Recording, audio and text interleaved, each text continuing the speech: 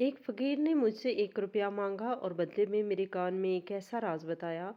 कि मेरे पाँव तले ज़मीन निकल गई। इसने मुझे एक पुरानी और धुंधली सी तस्वीर दिखाई जिसमें मेरी बीवी किसी के साथ दुल्हन बने बैठी मुस्कुरा रही थी। मेरा दिमाग सुन्न हो गया और मैं कुछ बोल पाता कि इससे पहले ही इसने कहा कि तुम्हारा बेटा तुम्हारा नहीं है, बल्कि वो इस दुश्मन की निशानी है जिसने तुम्हारे खानदान को। शाम के साए गहरे हो रहे थे और आसमान की वस्तुओं पर फैली नारंगी सुर्खी आहिस्ता आहिस्ता स्याही के गिलाफ में रुपोश हो रही थी। जब मैं अपने दफ्तर की तमाम तर थकावट और दिन भर की जहनी कोफ्त समेटे अपनी गाड़ी में सवार घर की जानब रवां दवा था, शहर की मसरूफ़ सड़कों पर गाड़ियों का अज़्दहाम और लोगों का बेहंगम शोर एक अजीब सी बेजारी पैदा कर रहा था। मगर दिल के किसी गोशे में अपने घर पहुंचने की तड़प और अपनी शरीके हयात की मोहब्बत भरी मुस्कुराहट का तसव्वुर मुझे सुकून फराहम कर रहा था। मैं अपनी सोचों में गुम था कि अचानक एक मसरूफ़ शहरा के बड़े इशारे पर मेरी गाड़ी रुक गई। अभी मैंने अपनी कलाई पर बंधी घड़ी की जानब देखकर वक्त का अंदाज़ा लगाया ही था कि अचानक गाड़ी के शीशे पर एक हनीफ और लरजते हुए हाथ की दस्तक सुनाई दी। मैंने सर घुमा कर देखा तो वहाँ एक इंतहाई बूढ़ा और शिकस्ता हाल फ़कीर खड़ा था, जिसके चेहरे की झुर्रियाँ किसी कदीम बंजर ज़मीन की गहरी दरारों जैसी थीं और इसकी आंखों में एक ऐसी पुरस्कार चमक थी जो आम मंगतों में नहीं पाई जाती। इसका लिबास जगह जगह से तार तार था और इसकी गिर्द उड़ती हुई धूल इसकी तवील मसाफतों और खटन जिंदगी की गवाही दे रही थी। इसने नहायत धीमी और रक्त आमेज आवाज़ में मुझसे सिर्फ 1 रुपया मांगा। मुझे इसकी इस मामूली सी तलब पर हैरत हुई, क्योंकि आज के दौर में 1 रुपये की कोई हैसियत नहीं थी। मगर इसके लहजे में मौजूद आजिज़ी ने मेरे दिल को पिघला दिया। मैंने अपनी जेब से एक सिक्का निकाला और जैसे ही मैंने वो रुपया इसके फैले हुए प्याले नमा हाथों में रखा, इसने मेरा हाथ मजबूती से थाम लिया। इसके हाथों की ठंडक मेरे पूर में सरायत कर गई और इसने अपना सर मेरी गाड़ी के खुले हुए शीशे के बिल्कुल करीब कर दिया। इसकी सांसों में एक अजीब सी बू थी जो किसी पुरानी कब्र या बोसीदा कागज़ों जैसी महसूस हो रही थी। इसने एकदम मेरे कान में ऐसी सरगोशी की जिसने मेरे पूरे वजूद को लर्जा कर रख दिया। इसने कहा कि है गाफिल इंसान, तुम जिस खूबसूरत ज़िंदगी पर फ़ख्र करते हो वो महज एक सैराब है, और जिस औरत को तुम अपनी इज्जत और घर की मलका समझते हो वह तुम्हारे इत्माद का जनाजा निकाल चुकी है। मैं अभी इसकी इस हौलनाक बात पर गुस्सा करने ही वाला था और मेरा हाथ इसे पीछे धकेलने के लिए उठा ही था कि इसने अपने मैले कुचैले चोगे के अंदर से एक नहायत कदीम मोड़ी तोड़ी और धुंधली सी तस्वीर निकाली और मेरी आंखों के ऐन सामने कर दी। इस तस्वीर को देखते ही मेरा सांस जैसे हलक में अटक गया और मेरा पूरा जिस्म पसीने में शराबूर हो गया। इस तस्वीर में मेरी बीवी, जो हमेशा मेरे सामने हया और पाकदामनी की तस्वीर बनी रहती थी, एक नहायत खूबसूरत और शोख सुर्ख रंग के अरूसी जोड़े में मलबूस थी और वो किसी अजनबी शख्स के पहलू में बैठी इस तरह मुस्कुरा रही थी जैसे वो दुनिया की सबसे खुश नसीब दुल्हन हो। इसके चेहरे की वो चमक और इसकी आंखों की वो शोखी जो मैंने कभी अपनी शादी की तस्वीरों में भी नहीं देखी थी, मेरे दिल में हज़ारों खंजर पविस्त कर गई। वो शख्स जिसके साथ वो इस तस्वीर में मौजूद थी, इसका चेहरा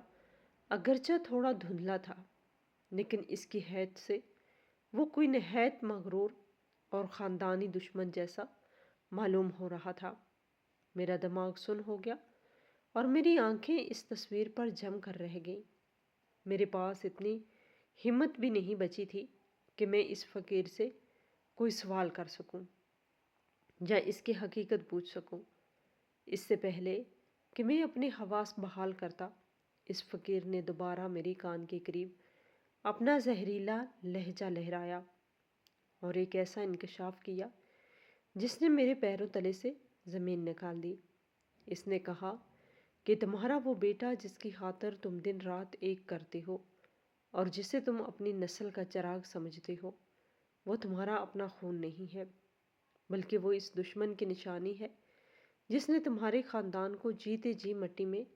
ملانے کی قسم کھائی تھی، اور جس کی خاطر تمہاری بیوی نے تمہیں ایک کٹھ پتلی کی طرح استعمال کیا ہے۔ یہ الفاظ میرے کانوں میں پگھلا ہوا سیسا بن کر اتر گئے، اور مجھے ایسا محسوس ہوا جیسے کائنات کی تمام وحشتیں میرے گرد اکٹھی ہو گئی ہیں۔ سڑک کے پیچھے کھڑی گاڑیوں کے ہارن کا شور اب مجھے کسی قیامت کی صدا معلوم ہو رہا تھا، اور وہ فقیر میرا ہاتھ چھوڑ کر بھیڑ میں اس طرح غائب ہوا جیسے وہ کبھی وہاں تھا ہی نہیں۔ میں نے لرزتے ہاتھوں سے گاڑی کا گیئر بدلا اور بے خیالی میں گاڑی آگے بڑھا دی۔ میرا پورا وجود کانپ رہا تھا، اور وہ تصویر جو اب میری گود میں پڑی تھی مجھے کسی دہکتے ہوئے کولے کی طرح محسوس ہو رہی تھی۔ میں گھر کی طرف جا رہا تھا، لیکن اب وہ گھر مجھے کوئی پرسکون پناہ گاہ نہیں بلکہ ایک ایسا مقتل نظر آ رہا تھا جہاں میری غیرت اور میری محبت کا قتل عام ہوا تھا۔ راستے بھر میں وہی تصویر اور وہی جملے میرے ذہن کی دیواروں سے ٹکرا رہے تھے کہ تمہارا بیٹا تمہارا نہیں ہے۔ میں نے اپنی بیوی سے ہمیشہ بے پناہ محبت کی تھی اور اس کی ہر خواہش کو اپنے سر آنکھوں پہ رکھا تھا، لیکن اس نے مجھے اتنے بڑے دھوکے میں رکھا کہ میں اپنے ہی دشمن کی نسل کو اپنے سینے سے لگا کر پالتا۔ میرے خاندان کی دشمنی جس شخص سے تھی وہ ایک نہایت مکار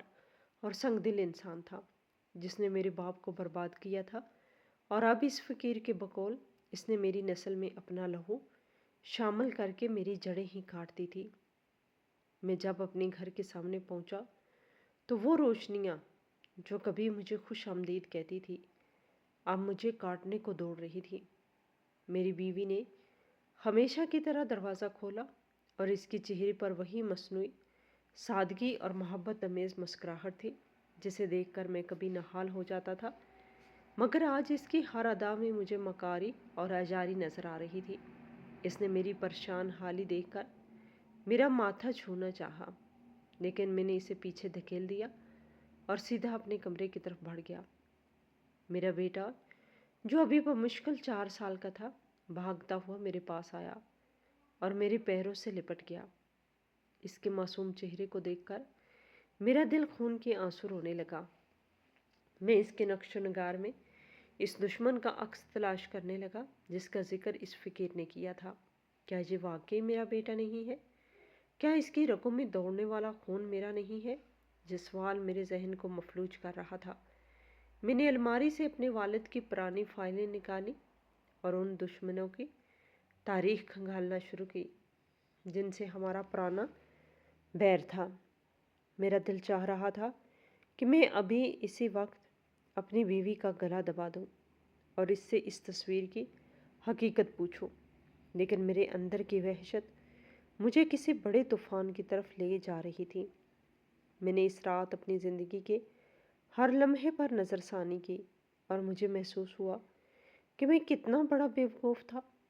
جو ایک ایسی عورت کے جال میں پھنسا رہا جس نے میرے پورے خاندان کا سودا کر دیا تھا۔ شک کی یہ آگ اب میرے پورے وجود کو اپنی لپیٹ میں لے چکی تھی اور مجھے اپنی ہر سانس ایک بوجھ محسوس ہو رہی تھی۔ مجھے ایسا لگ رہا تھا جیسے میری پوری زندگی ایک جھوٹ پہ مبنی تھی اور میں ایک ایسے محل میں رہ رہا تھا جس کی بنیادیں میرے اپنے ہی خون سے سینچی گئی تھی، لیکن وہ خون میرا نہیں بلکہ میرے دشمن کا تھا۔ اس صدمے اور اذیت کی شدت اتنی زیادہ تھی کہ میں اب مزید جینے کی تمنا کھو چکا تھا، اور میرا دل بار بار یہی کہہ رہا تھا کہ اس ذلت آمیز زندگی سے تو موت بہتر ہے۔ میں اپنی بیوی کی ہر بات پر شک کرنے لگا تھا اور اس کا وہ معصومانہ انداز اب مجھے دنیا کی سب سے بڑی اداکاری لگ رہا تھا۔ میں نے سوچا کہ کیا انسان اتنا گر سکتا ہے کہ وہ اپنے مفاد یا انتقام کے لیے کسی کی پوری زندگی برباد کر دے؟ میں اس رات بستر پر لیٹا ہوا چھت کو گھور رہا تھا اور مجھے اپنی موت نظر آ رہی تھی، کیونکہ جس شخص کی بنیادیں ہی کھوکھلی ہو جائیں وہ کھڑا نہیں رہ سکتا۔ میں اس کارب اور ذہنی اذیت کے اس مقام پر پہنچ چکا تھا جہاں انسان کو ہر رشتہ فریب اور ہر محبت دھوکہ لگتی ہے، اور وہ اس گھٹن زدہ ماحول سے نکلنے کے لیے خود فنا ہونا بہتر سمجھتا ہے۔ اگلی صبح کا سورج میری زندگی میں روشنی کی بجائے ایک ایسی تاریکی لے کر طلوع ہوا جس نے میرے تمام خوابوں اور امیدوں کو نگل لیا۔ رات بھر کی بے خوابی اور کرب نے میری آنکھوں کو سرخ اور چہرے کو بے رونق کر دیا تھا۔ ناشتے کی میز پر جب میں بیٹھا تو میری بیوی نے اپنے روایتی اور بظاہر معصوم انداز میں مجھے چائے کا پیالہ پیش کیا، لیکن آج اس کے ہاتھوں کی وہ جنبش اور اس کے چہرے کی وہ مسکراہٹ مجھے دنیا کی سب سے بڑی اجاری اور مکاری لگ رہی تھی۔ اس نے انتہائی ہمدردانہ لہجے میں میری طبیعت اور میری پر اسرار خاموشی کی وجہ پوچھی تو میں نے بڑی مشکل سے اپنے اندر ابلتے ہوئے لاوے کو قابو میں رکھا اور محض کام کی تھکاوٹ کا بہانہ بنا کر وہاں سے اٹھ گیا۔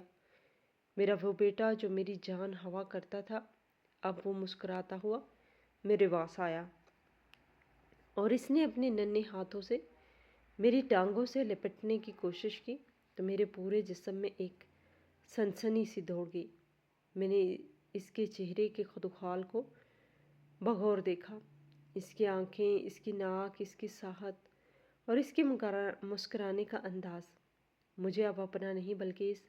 دھندلی تصویر والے اجنبی اور مکار دشمن کا عکس معلوم ہو رہا تھا۔ میرا دل چاہ رہا تھا کہ میں چیخ چیخ کر روں اور اس بچے کو خود سے دور کر دوں، لیکن میں نے اپنے جذبات کو ایک آہنی خول میں بند کر لیا، کیونکہ میں بغیر کسی ٹھوس ثبوت کے کوئی بھی قدم اٹھا کر اپنی حزمیت میں اضافہ نہیں کرنا چاہتا تھا۔ میں نے فیصلہ کیا کہ میں اس خاموش تفتیش کا آغاز اپنے اس خاندانی قانون دان اور وکیل سے کروں گا، جس پر میرے والد مرتے دم تک اندھا اعتماد کرتے رہے تھے اور جس کے پاس ہمارے خاندان کے تمام تر راز اور جائیداد کی تفصیل موجود تھی۔ میں اپنے دفتر جانے کی بجائے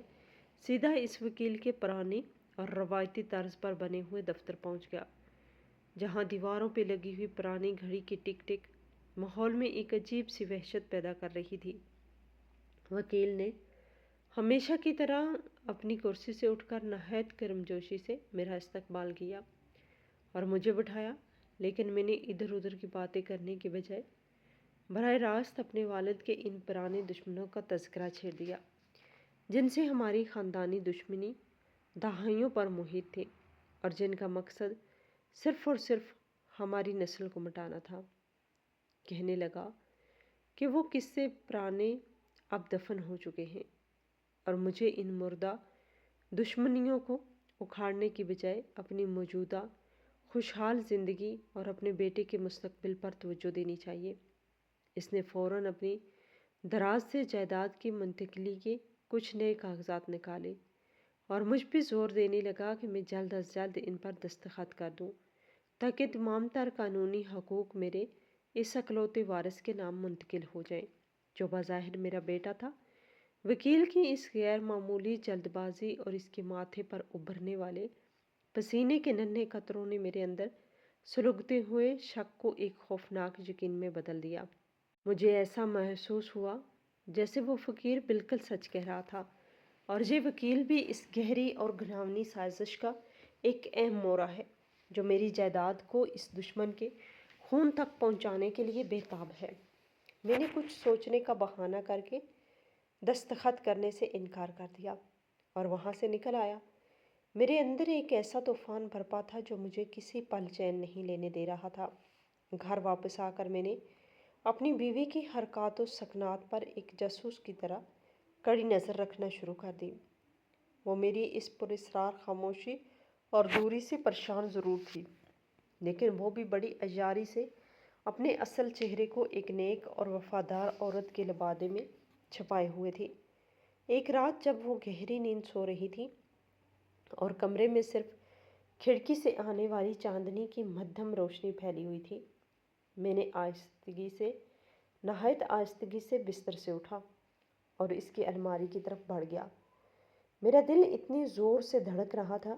کہ مجھے ڈر تھا کہیں اس آواز سے وہ جاگ نہ جائے۔ میں نے اس کے پرانے سامان کو نہایت احتیاط سے کھنگالنا شروع کیا۔ کپڑوں کے نیچے مجھے ایک پرانا لکڑی کا باکس ملا جس کا نچلا حصہ مجھے کچھ غیر معمولی لگا۔ میں نے جب اس کے تختے کو ہلکا سا دبایا تو وہ کسی خفیہ خانے کی صورت میں کھل گیا۔ اس خانے کے اندر سے کچھ پرانی طبی دستاویزات اور ایک خستہ حال ڈائری برآمد ہوئی۔ میں نے ان دستاویزات کو چاندنی کی روشنی میں پڑھنے کی کوشش کی تو ان پر درج تاریخیں میری شادی سے بھی پہلے کی تھیں، اور ان پر ایک ایسے نامعلوم اور دور دراز کے کلینک کی مہر ثبت تھی جس کا میں نے کبھی نام بھی نہیں سنا تھا۔ ان پرچوں میں کچھ ایسی پیچیدہ طبی اصطلاحات لکھی تھی جن سے یہ واضح ہو رہا تھا کہ میری بیوی شادی کے وقت کسی مخصوص حالت میں تھی۔ لیکن سب سے زیادہ خوفناک چیز وہ ڈائری تھی جس کے زیادہ تر صفحات تو خالی تھے، لیکن اس کے بالکل آخری صفحے پر ایک ایسا جملہ لکھا ہوا تھا جس نے میری روح تک کو چھلنی کر دیا۔ اس پر لکھا تھا کہ گناہ کی فصل ہمیشہ کڑوی ہوتی ہے اور انتقام کا بیج اسی کے کھیت میں بویا جاتا ہے۔ یہ پڑھ کر میرے پیروں تلے سے زمین نکل گئی اور وہ دھندلی تصویر میری آنکھوں کے سامنے ناچنے لگی۔ مجھے اب کوئی شک نہیں رہا تھا کہ میری یہ بیوی جسے میں نے اپنے دل کی دھڑکن بنایا تھا، وہ دراصل ایک ایسا زہریلا سانپ تھی جسے دشمن نے میری آستین میں چھوڑا تھا تاکہ وقت آنے پر مجھے ڈھس سکے۔ میں مڑ کر اس بستر کی طرف دیکھنے لگا جہاں وہ بے خبر سو رہی تھی، اور اسی کے قریب دوسرے بستر پر وہ معصوم بچہ سو رہا تھا جسے دنیا میرا وارث سمجھتی تھی۔ میں نے نہایت کانپتے ہوئے ہاتھوں کے ساتھ اس بچے کے سر سے چند بال کاٹے اور انہیں ایک چھوٹے سے لفافے میں احتیاط سے بند کر دیا تاکہ میں ان بالوں کے ذریعے خونی رشتے کی تصدیق کا وہ سائنسی عمل مکمل کروا سکوں جو ہمیشہ کے لیے اس راز سے پردہ اٹھا دے گا کہ وہ کس کا خون ہے۔ یہ ایک باپ کے لیے دنیا کا سب سے اذیت ناک اور جاں گسل مرحلہ تھا کہ وہ اپنے ہی گھر میں چوروں کی طرح اپنے ہی بچے کے بالوں کا نمونہ لے رہا ہو، لیکن وہ فقیر میری روح کو چین نہیں لینے دے رہا تھا۔ میں نے اگلے ہی دن وہ نمونہ ایک انتہائی دور دراز شہر کے تجربہ گاہ میں بھجوا دیا تاکہ اس شہر میں کوئی جاننے والا یا وہ وکیل اس عمل میں کوئی مداخلت نہ کر سکے۔ دن گزرتے جا رہے تھے اور میرا اضطراب ایک پاگل پن کی شکل اختیار کرتا جا رہا تھا۔ میری بیوی اکثر میرے سامنے جھوٹے آنسو بہاتی اور مجھ سے میری اس بے رخی کا سبب پوچھتی، لیکن وہ اس کے آنسو اب مجھے تیزاب کے قطرے محسوس ہوتے تھے جو میرے زخموں پر گر رہے تھے۔ دوسری طرف وہ خاندانی وکیل مجھے مسلسل پیغام بھجوا رہا تھا اور جائیداد کے کاغذات پر دستخط کرنے کے لیے مجھ پر شدید دباؤ ڈال رہا تھا۔ اس کی یہ بےتابی اس بات کا ثبوت تھی کہ وہ کسی بھی طرح اس جائیداد کو قانونی طور پر اس دشمن کی نسل کے نام کرنا چاہتا ہے۔ میں نے اپنے والد کی تمام پرانی فائلوں اور دستاویزات کا باریک بینی سے جائزہ لیا تاکہ میں اس دشمن کے ٹھکانے اور اس اصل مقاصد کا سراغ لگا سکوں، لیکن وہاں بھی مجھے گہری اور سوچی سمجھی سازش کا بو آ رہی تھی۔ مجھے ایسا لگ رہا تھا جیسے میرے ارد گرد ایک بہت بڑا اور مضبوط مکڑی کا جال بن دیا گیا ہے اور میں اس جال کے بالکل مرکز میں ایک بے بس شکار کی طرح پھڑ پھڑا رہا ہوں۔ میرا گھر، میرا کاروبار، میری جائیداد اور میرے رشتے سب کے سب میرے خلاف ہو چکے تھے، اور وہ لوگ جنہیں میں اپنا ہمدرد اور محافظ سمجھتا تھا وہی میری جھڑی کاٹنے میں مصروف تھے۔ میں راتوں کو سڑکوں پر بے مقصد گھومتا رہتا اور ہر شخص کے چہرے میں مجھے وہ فقیر یا وہ دشمن نظر آنے لگتا۔ میری دماغی حالت اس نہج پر پہنچ چکی تھی کہ مجھے اپنی ہی ذات سے خوف آنے لگا تھا۔ میں نے محسوس کیا کہ ایک انسان کے لیے سب سے بڑی شکست یہ نہیں ہوتی کہ وہ دولت کھو دے یا جنگ ہار جائے، بلکہ سب سے بڑی شکست یہ ہوتی ہے کہ اسے اپنوں کے روپ میں چھپے ہوئے غداروں کا سامنا کرنا پڑے اور میں بھی بالکل اسی ہولناک صورتحال سے گزر رہا تھا، جہاں میری بساط کا ہر مورا میرے خلاف چال چل رہا تھا، اور میں تنہا کھڑا اس نامعلوم اور وحشتناک انجام کی طرف بڑھ رہا تھا جو میری زندگی کی آخری اینٹ بھی گرا دینے والا تھا۔ اور میں ایک ایسی ویران اور بنجر زمین پر کھڑا تنہا اس جنگ کو لڑ رہا تھا۔ وقت کی بے رحم سوئیاں میرے اعصاب پر کسی تیز دھار آری کی طرح چل رہی تھی، اور میرے دل و دماغ پر طاری ہونے والا وہ شک اب ایک ہولناک جنون کی شکل اختیار کر چکا تھا، جس نے میری راتوں کی نیند اور دن کا سکون مکمل طور پر چھین لیا تھا۔ مجھے اپنے ہی گھر کی مانوس دیواروں سے خوف آنے لگا تھا، اور ہر سایہ مجھے کسی انجانے دشمن کا روپ دہارے میری طرف بڑھتا ہوا محسوس ہوتا تھا۔ میری بیوی کی وہ تمام تر بظاہر معصومانہ ادائیں جن پر میں کبھی اپنی جان چھڑکتا تھا، اب مجھے دنیا کی سب سے بڑی اداکاری اور فریب کا جال محسوس ہوتی تھی۔ اس کی ہر مسکراہٹ کے پیچھے مجھے وہ دھندلی تصویر میں موجود اجنبی شخص کہکے لگاتا ہوا سنائی دیتا تھا جو میرے خاندان کی بربادی کا جشن منا رہا تھا۔ میں نے اس سے فاصلہ بڑھا لیا تھا، اور میری اس خاموشی نے پورے گھر کے ماحول کو ایک قبرستان جیسی وحشتناک اور پراسرار کیفیت میں بدل دیا تھا۔ وہ مجھ سے بار بار میری اس سرد مہری کا سبب پوچھتی، اور اپنے جھوٹے آنسوؤں کا سہارا لے کر مجھے جذباتی طور پر بلیک میل کرنے کی کوشش کرتی، لیکن میرا دل اب پتھر کا ہو چکا تھا، اور ان آنسوؤں میں مجھے صرف اور صرف ایک گہری سازش کی بو آتی تھی۔ میں نے محسوس کیا کہ میرا خاندانی وکیل صرف میری خاندانی جائیداد کی منتقلی میں ہی غیر معمولی دلچسپی نہیں لے رہا، بلکہ اس کی سرگرمیاں مزید مشکوک ہوتی جا رہی ہیں۔ ایک دوپہر جب میں اپنے دفتر کے کسی اہم کام کے سلسلے میں شہر کے ایک مصروف اور گنجان آباد علاقے سے گزر رہا تھا، تو میری نظر اچانک ہی ایک پرانے مگر عالیشان چائے خانے کے باہر کھڑی ایک گاڑی پر پڑی، جو بالکل میرے خاندانی وکیل کی گاڑی جیسی تھی۔ میں نے تجسس کے ہاتھوں مجبور ہو کر اپنی گاڑی کچھ فاصلے پر روکی اور بغور دیکھنے لگا۔ میری حیرت اور صدمے کی انتہا نہ رہی جب میں نے دیکھا کہ وہ خاندانی وکیل جس پر میرے والد نے اپنی جان سے زیادہ بھروسہ کیا تھا، وہ وہاں ایک ایسے نامعلوم اور پراسرار شخص کے ساتھ کھڑا نہایت رازدارانہ انداز میں گفتگو کر رہا تھا، جس کی وضاحت اور جسامت بالکل اس اجنبی شخص سے ملتی جلتی تھی جو میری بیوی کے ساتھ اس دھندلی اور پرانی تصویر میں موجود تھا۔ اس شخص کا چہرہ اگرچہ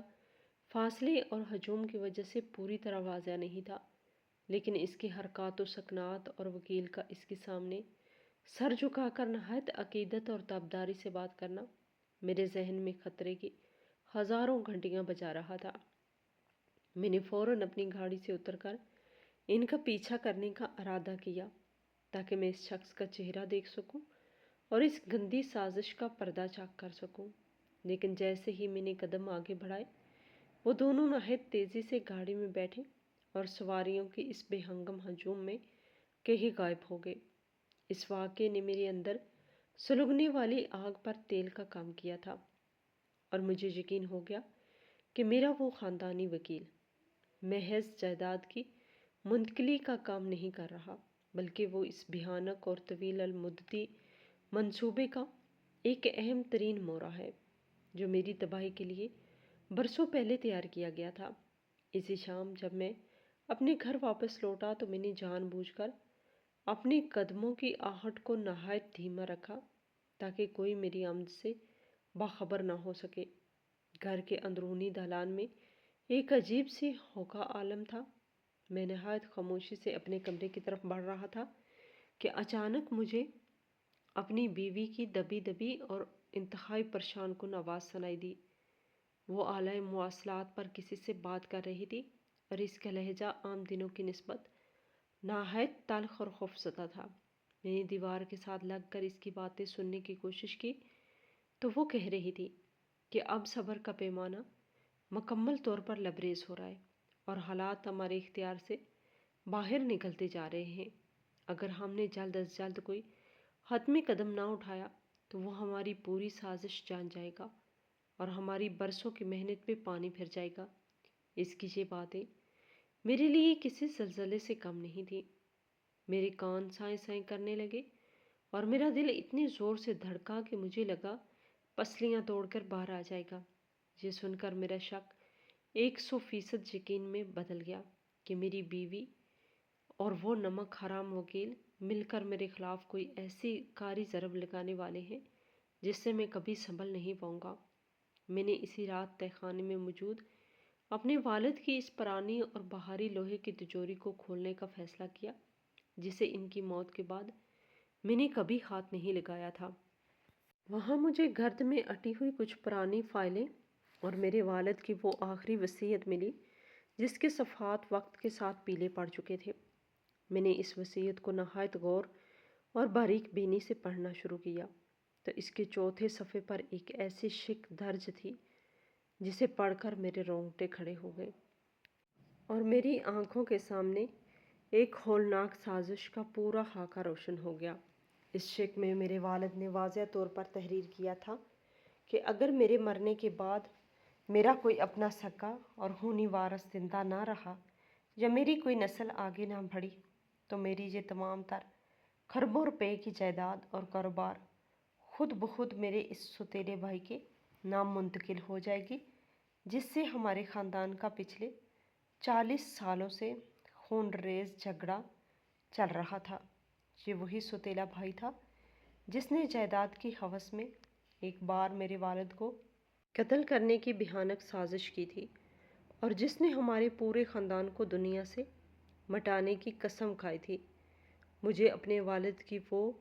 نصیحت یاد آ گئی جب انہوں نے مرتے وقت میرے ہاتھ تھام کر کہا تھا کہ اپنے اس دشمن سے ہمیشہ ہوشیار رہنا، کیونکہ وہ ایک زہریلا سانپ ہے جو موقع ملتے ہی ڈس لے گا۔ اب مجھے اس پوری سازش کی کڑیاں آپس میں جوڑتی ہوئی محسوس ہو رہی تھی۔ میں نے سوچا کہ اگر میرا وہ بیٹا جو اس وقت میرے گھر میں سو رہا ہے وہ واقعی میرا خون نہیں ہے تو وہ قانونی اور شرعی طور پر اس جائیداد کا وارث نہیں بن سکتا، لیکن اگر وہ مکار وکیل قانون کی آنکھوں میں دھول جھونک کر اس بچے کو میرا سکا وارث ثابت کر دے تو وہ تمام جائیداد اس کے نام ہو جائے گی، اور اگر وہ بچہ در حقیقت اسی دشمن کا ہے جس نے میری بیوی کو ایک بد کردار عورت کی طرح میری زندگی میں بھیجا تھا تو اس کا مطلب یہ تھا کہ میرے مرنے کے بعد یہ پوری سلطنت اور میری تمام تر دولت قانونی طور پر میرے اسی بدترین دشمن کے قدموں میں چلی جائے گی۔ یہ ایک ایسا پیچیدہ اور شیطانی جال تھا جس میں میری محبت، میری شرافت، میری بیوی اور میرا بظاہر معصوم بیٹا سب کے سب محض شطرنج کے مہرے بن چکے تھے۔ اس شیطانی منصوبے کی مزید تصدیق کے لیے میں نے اگلے دن اس دور دراز شفا خانے کا رخ کرنے کا فیصلہ کیا جس کا نام اور پتہ میں نے اپنی بیوی کی اس پرانی اور خستہ حال ڈائری سے حاصل کیا تھا۔ میں کئی گھنٹوں کی طویل اور تھکا دینے والی مسافت طے کر کے جب اس پتے پہ پہنچا تو وہاں کا منظر دیکھ کر مجھے شدید مایوسی ہوئی۔ وہ عمارت برسوں پہلے ویران اور کھنڈر میں تبدیل ہو چکی تھی۔ اس کے دروازوں پر زنگ آلود تالے پڑے تھے اور دیواروں سے پلستر اکھڑ چکا تھا۔ میں وہاں کھڑا اس ویرانی کو دیکھ ہی رہا تھا کہ وہاں پاس ہی بیٹھے ایک انتہائی ضعیف اور بوڑھے شخص نے مجھے اپنے پاس بلایا، جو شاید اس پرانی عمارت کا سابقہ محافظ تھا۔ میں نے جب اس سے اس شفا خانے اور اس میں کام کرنے والے اس معالج کے بارے میں پوچھا جس کا ذکر ان دستاویزات میں تھا تو اس بوڑھے نے کھانستے ہوئے مجھے وہ ہولناک حقیقت بتائی جس نے میرے وجود کو اندر سے کھوکھلا کر دیا۔ اس نے بتایا کہ وہ معالج کوئی عام انسان نہیں تھا بلکہ وہ اسی ظالم اور با اثر سوتیلے چچا کے خاندان کا ایک قریبی اور منہ بولا رشتہ دار تھا جو پیسے اور طاقت کی ہوس میں اندھا ہو چکا تھا۔ اس شفا خانے کو راتوں رات پر اسرار حالات میں بند کر دیا گیا تھا اور اس کا تمام تر پرانا ریکارڈ نہایت سازش کے ساتھ تحت جلا کر راکھ کر دیا گیا تھا، تاکہ کسی بھی پرانے اور کالے کرتوت کا کوئی نام و نشان یا ثبوت باقی نہ رہے۔ اس خبر نے میرے ذہن میں ایک نیا دھماکہ کیا اور مجھے محسوس ہوا کہ یہ دشمنی اور انتقام کی یہ آگ اتنی سادہ نہیں ہے جتنی میں سمجھ رہا تھا، بلکہ یہ ایک ایسی گہری، خونی اور طویل المدتی منصوبہ بندی ہے جس کی جڑیں میری شادی سے بھی بہت پہلے بوئی گئی تھی۔ میں اس رات پاگلوں کی طرح سڑکوں پر آوارہ گردی کرتا رہا اور مجھے شہر کا ہر شخص وہ پراسرار فقیر محسوس ہونے لگا، جیسے وہ مجھے ہر جگہ سے دیکھ رہا ہو اور میری بے بسی پہ کہکے لگا رہا ہو۔ میرا دماغ مکمل طور پر کام کرنا چھوڑ چکا تھا اور میری سوچنے سمجھنے کی تمام تر صلاحیتیں اس عظیم صدمے تلے دب چکی تھی۔ مجھے اپنی بیوی کی وہ تمام قسمیں اور وعدے جو اس نے میرے سینے پر سر رکھ کر کیے تھے، اب دنیا کا سب سے بڑا جھوٹ لگ رہے تھے۔ میں نے سوچا کہ کیا کوئی عورت اتنی بڑی اور شفاق مکار ہو سکتی ہے کہ اس نے 5 سال تک میرے ساتھ ایک ہی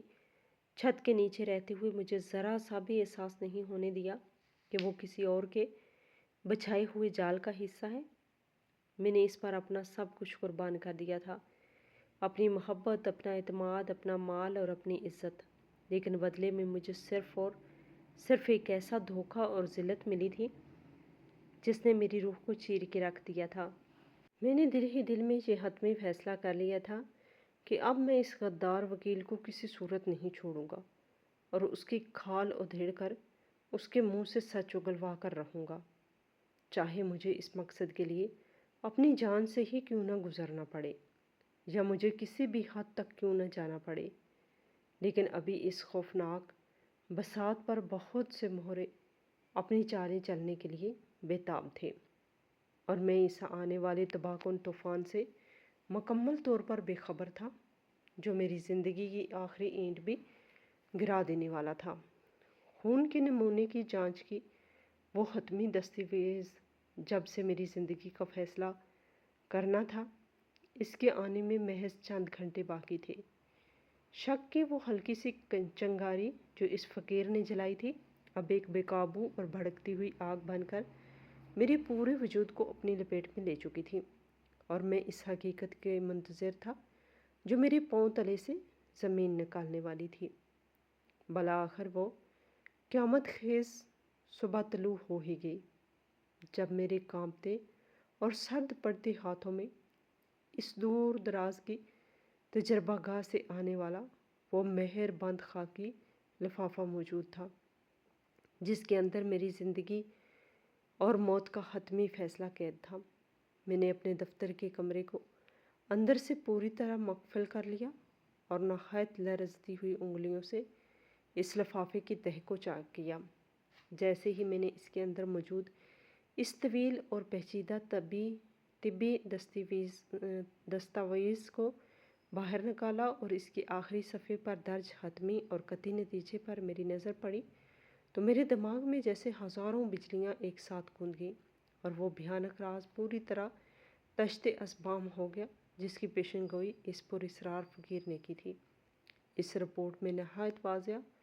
اور دو ٹوک الفاظ میں لکھا تھا کہ میرا اور اس بچے کا کوئی حیاتیاتی اور خونی رشتہ موجود نہیں ہے، اور وہ بچہ جس کو میں پچھلے 5 سالوں سے اپنا خون سمجھ کر سینے سے لگاتا رہا ہوں، جس کی ایک مسکراہٹ پر میں نے اپنی ساری دنیا لوٹا دینے کو تیار رہتا تھا، وہ در حقیقت میرا قطعی طور پر کوئی وارث نہیں ہے۔ میرا دل ایک لمحے کے لیے دھڑکنا بھول گیا اور میری آنکھوں کے سامنے ایک گہرا سرخ اور سیاہ اندھیرا چھا گیا۔ میں وہیں اپنے گھٹنوں کے بل زمین پر گر پڑا اور میرے حلق سے ایک ایسی گھٹی گھٹی سی چیخ نکلی جو میرے سینے کے اندر ہی دم توڑ گئی۔ یہ محض ایک طبی رپورٹ نہیں تھی،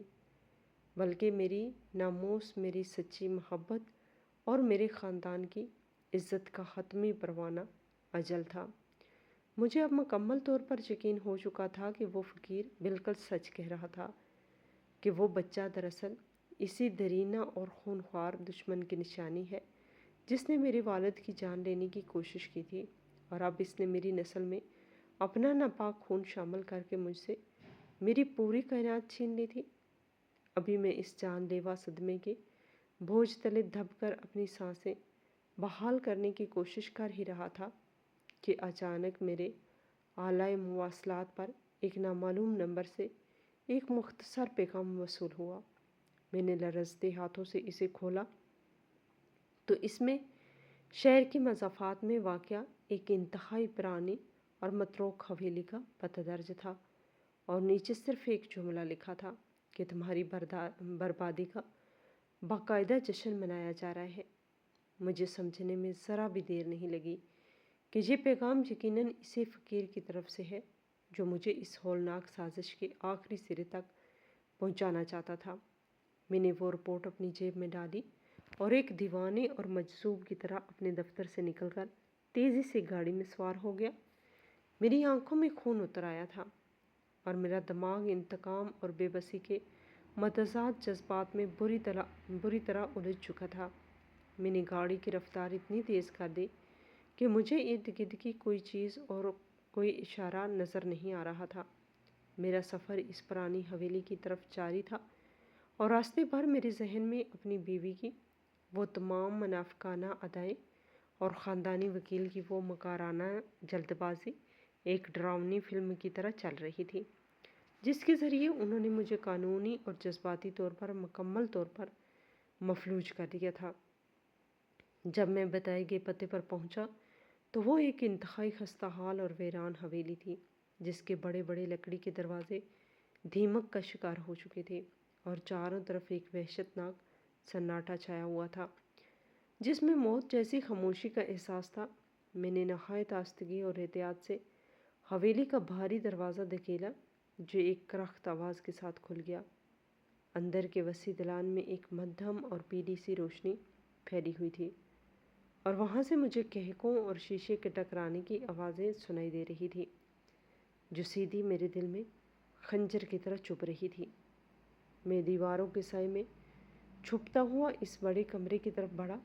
جہاں سے آوازیں آ رہی تھیں،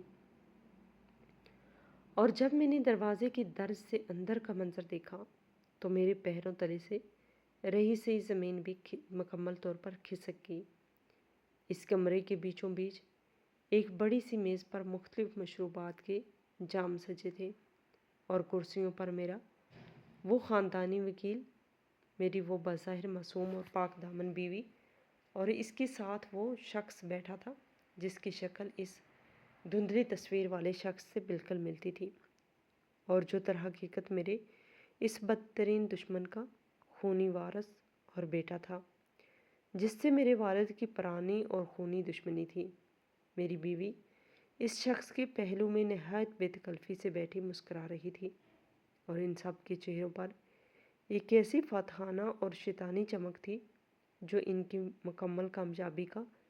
کھل مکھلا اعلان کر رہی تھی۔ میرا خاندانی وکیل اپنا جام ہوا میں بلند کرتے ہوئے نہایت فخر اور ڈٹائی سے کہہ رہا تھا کہ ہماری 20 سالہ پرانی اور کھٹن منصوبہ بندی بالآخر آج اپنے شاندار انجام کو پہنچ گئی ہے، اور وہ بیوقوف انسان میرے بچھائے ہوئے جال میں پھنس کر تمام جائیداد کے کاغذات پر اندھے کی طرح دستخط کر چکا ہے۔ اب قانونی اور دستاویزی طور پر اس کی کھربوں روپے کی سلطنت اور کاروبار اس بچے کے نام ہو چکا ہے جو دراصل تمہارا اور اس عورت کا خون ہے۔ وکیل کی یہ زہریلی بات سن کر اس شخص نے ایک زوردار کہلکا لگایا، اور میری بیوی کا ہاتھ چومتے ہوئے اس نے وہ پوری سازش بے نقاب کر دی جس نے میری زندگی کو راکھ کے ڈھیر میں بدل دیا تھا۔ اس نے انتہائی نحوست سے کہا کہ تمہارے والد نے اپنی طاقت کے زعم میں میرے خاندان کو خاک میں ملانے کی کوشش کی تھی اور ہم سے ہماری جائیداد چھینی تھی، لیکن میں نے اپنے باپ کی میت پر قسم کھائی تھی کہ میں تمہاری نسل کو ایسا کاری زخم دوں گا جو تاریخ میں ہمیشہ یاد رکھا جائے گا۔ اس نے نہایت فخر سے وکیل کو مخاطب کرتے ہوئے کہا، پوری داستان سنانا شروع کی، اور بتایا کہ جب میں اور یہ عورت ایک دوسرے سے بے پناہ محبت کرتے تھے، تو ہم نے جان بوجھ کر اس عورت کو ایک نہایت معصوم، غریب اور بے سہارا لڑکی کے روپ میں اس شخص کی زندگی میں داخل کیا تاکہ یہ اپنی سادگی کے فریب میں آ کر اس سے شادی کر لے۔ شادی کے وقت یہ عورت پہلے سے ہی میرے بچے کی ماں بننے والی تھی، اور پھر تم نے جانی اس غدار خاندانی وکیل نے اس پرانے شفا خانے کے لالچی معالجین کو بہاری رشوت دے کر خرید لیا، اور ان کے ساتھ مل کر تمام طبی دستاویزات میں اس قدر مہارت سے ہیر پھیر کی کہ اس بیوقوف اور جذباتی انسان کو یہ مکمل یقین دلا دیا گیا کہ یہ بچہ وقت سے پہلے پیدا ہونے والا اسی کا اپنا سگا خون ہے۔ اس دشمن کی یہ زہر آلود باتیں میرے کانوں کے پردے پوری طرح پھاڑ رہی تھی اور میرے دل سے خون رس رہا تھا۔ وہ مزید کہکا لگاتے ہوئے کہہ رہا تھا، ہم نے بیک وقت اس کی غیرت اور اس کے مال دونوں پر مکمل قبضہ کر لیا ہے، اور اب وہ بچہ جسے وہ اپنا وارث اور اپنی آنکھوں کا تارا سمجھتا ہے، وہ کل جوان ہو کر اسی کے خاندان کے نام پر اور اسی کی چھت کے نیچے میری نسل کو آگے بڑھائے گا اور میری کھوئی ہوئی بادشاہت دوبارہ قائم کرے گا۔ میری بیوی جو اب تک نہایت سکون سے بیٹھی تھی، اس کی باتیں سن رہی تھی، اس نے نہایت طنزیہ اور شفاخانہ انداز میں مسکراتے ہوئے کہا،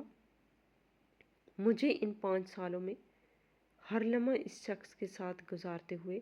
شدید گھٹن اور اذیت ہوتی تھی۔ اس کا لمس مجھے زہر لگتا تھا، لیکن میں صرف اور صرف تمہاری محبت اور اس چھینی گئی جائیداد کی واپسی کی خاطر اپنے تمام جذبات کا گلا گھونٹتی رہی۔ میں نے اپنی اداکاری سے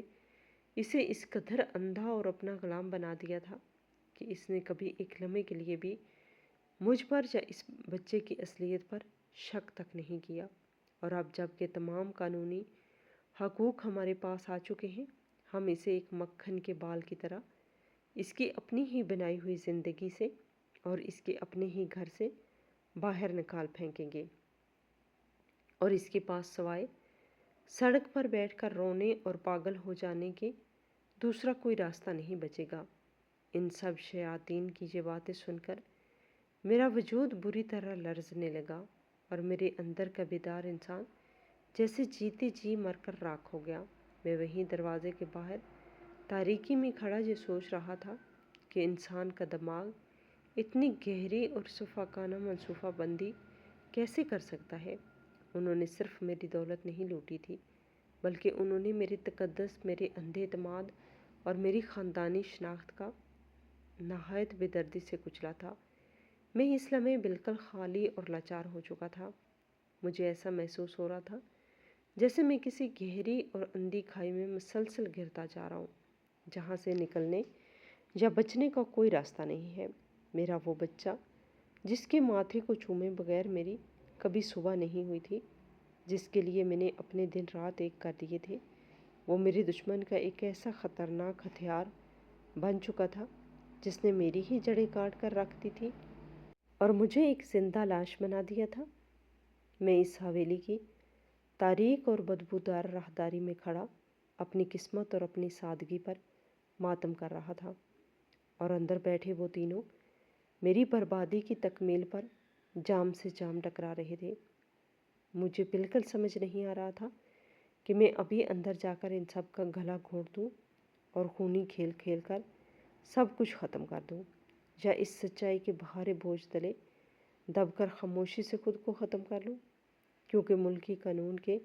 مطابق بھی میں اب مکمل طور پر ہار چکا تھا۔ میں نے اپنے ہی ہاتھوں سے اس جائیداد کی منتقلی کے ان حتمی کاغذات پر دستخط کر دیے تھے، جنہیں وکیل نے نہایت مکاری سے میرے سامنے کاروباری وسعت کے بہانے سے پیش کیا تھا۔ اب میرا اس سلطنت پر کوئی قانونی حق باقی نہیں رہا تھا۔ وہ فقیر اور اس کا دیا ہوا 1 روپیہ واقعی میری زندگی کا سب سے مہنگا اور دردناک سودا ثابت ہوا تھا، جس نے مجھ سے میرا غرور، میری محبت اور میرا سب کچھ چھین لیا تھا۔ میں اس تاریک اور سیلن زدہ راہداری میں پتھر کی مورت بنا کھڑا تھا، اور اندر سے آنے والے وہ زہریلے کہکے میرے اعصاب کو مسلسل چیر رہے تھے، جبکہ میرے پاس اس دھوکے اور اس ہولناک سازش سے نمٹنے کا کوئی لائحہ عمل یا کوئی راستہ نہیں تھا، اور میں اس المناک حقیقت کے گہرے سمندر میں بے جار و مددگار ڈوب رہا تھا۔